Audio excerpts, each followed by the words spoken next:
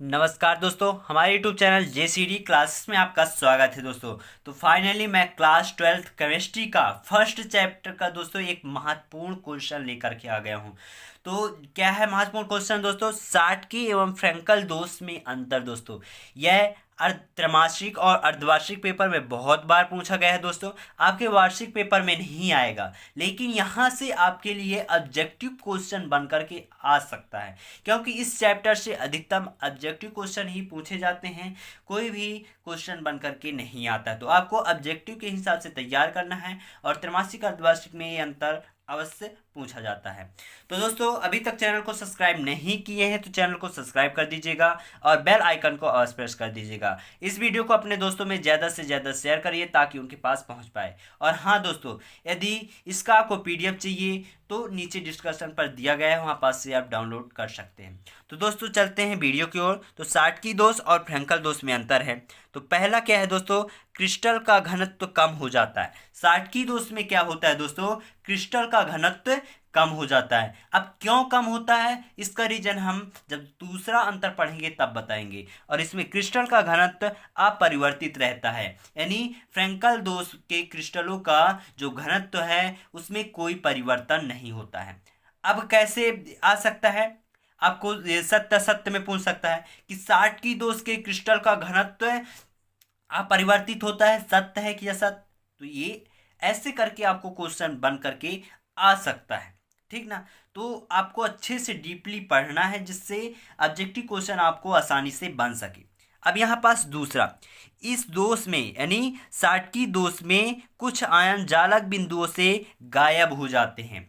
यानी घनत्व का कम होने का रीजन यहीं पास मेन रीजन है कि जालक जो बिंदु होती हैं, जालक बिंदु जो होती हैं, है ना, तो उसमें से क्या होता है, जालक बिंदुओं से गायब हो जाती हैं। कुछ आयन क्या होती हैं, गायब हो जाती हैं। यानी मान लेते हैं कि यहाँ पास हमारा एक क्रिस्टल जालक है, जैसे plus minus plus minus plus minus करके ऐसा हमारा एक जालक बिंदु है। तो इससे क्या होता है दोस्तों कि हमारा जो क्रिस्टल है का जो है, तो यहाँ पास से जो जालक बिंदु हैं, यहाँ पास से ये गायब हो जाती हैं। क्या होती हैं? गायब हो जाती हैं। तो इनके क्या होगा, क्रिस्टल के मतलब गायब हो जाएगा। कोई भी आप जैसे चीज़ लीजिए, कोई भी चीज़ है तो वहाँ से आप गायब कर देंगे, तो उस जैसे बुक है तो 4-6 बुक है आपके पास है, तो वहाँ पास एक बुक आप निकाल के मतलब बाहर कर देंगे, गायब हो जाएगा, तो उसके घनत्व में कम आ जाएगा, यानी उसका जो स्पेस था उसमें कुछ कमी आ जाएगा। तो इसी प्रकार है कि साटकी दोष के क्रिस्टलों का घनत्व क्या होता है, कम हो जाता है, और फ्रैंकल दोष के में अपरिवर्तित रहता है। यानी इस दोष में कुछ आयन बिंदु को छोड़कर अंतराकाशी स्थान पर चले जाते हैं।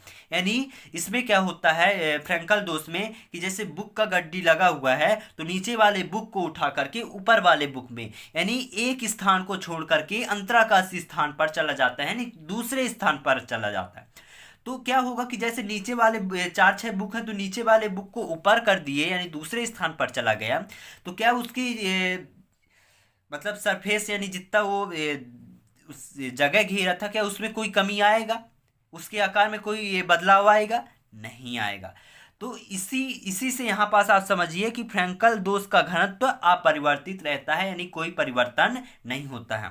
साटकी दोष में, इस दोष में कुछ आयन क्या होता है, जालक बिंदुओं को छोड़कर, यानी जालक बिंदुओं को छोड़ करके गायब हो जाता है। क्या होता है? गायब हो जाता है। लेकिन फ्रैंकल दोष में क्या होता है, इस दोष में कुछ आयन बिंदुओं को छोड़कर अंतराकाशी स्थान पर चले जाते हैं, यानी यहाँ का प्लस आयन दूसरे जगह यहाँ के खाली जगह में क्या होगा, चला जाएगा। तो इस प्रकार क्या होता है, इसके घनत्व में कोई परिवर्तन नहीं होता है, यानी फ्रैंकल दोष में कोई परिवर्तन नहीं होता है, जबकि साटकी दोष में होता है। अब यहाँ पास देखिए अगला अंतर क्या है कि तीसरा है द्विवैद्युतांक में अंतर नहीं आता है। इस दोष में द्विवैद्युतांक में वृद्धि हो जाता है।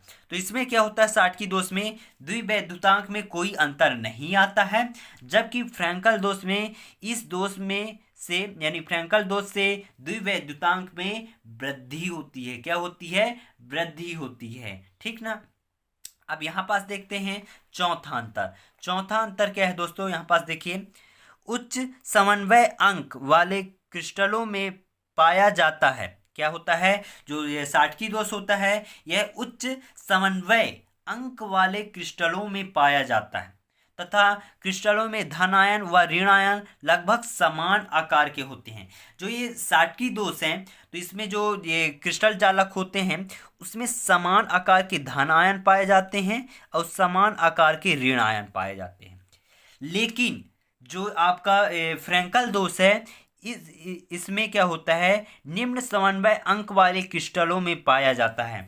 यानी फ्रैंकल दोष निम्न समन्वय, जिसका समन्वय अंक निम्न होता है, उन क्रिस्टलों में पाया जाता है और इसका धन आयन का आकार ऋण आयन से कम होता है। यानी धन आयन का आकार क्या होगा, छोटा होगा, लेकिन ऋण आयन का आकार क्या होगा, बड़ा होगा। जब भी कोई जालक बिंदु बनेगा तो ऐसे ही बनेगा, यहाँ पास छोटा, फिर यहाँ पास माइनस का बड़ा, तो यहाँ पास माइनस का बड़ा, तो यहाँ पास प्लस का छोटा, तो ऐसे करके इसका जालक बिंदु रहेगा।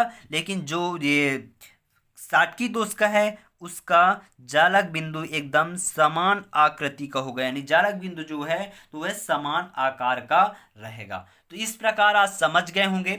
हम पीडीएफ प्रोवाइड करा देंगे, तो वहाँ पास जब आप देखेंगे पीडीएफ में तो स्पष्ट रूप से चित्र के द्वारा समझाया गया है, तो वहाँ से आपको पूरा समझ में आ जाएगा कि क्या कैसा है।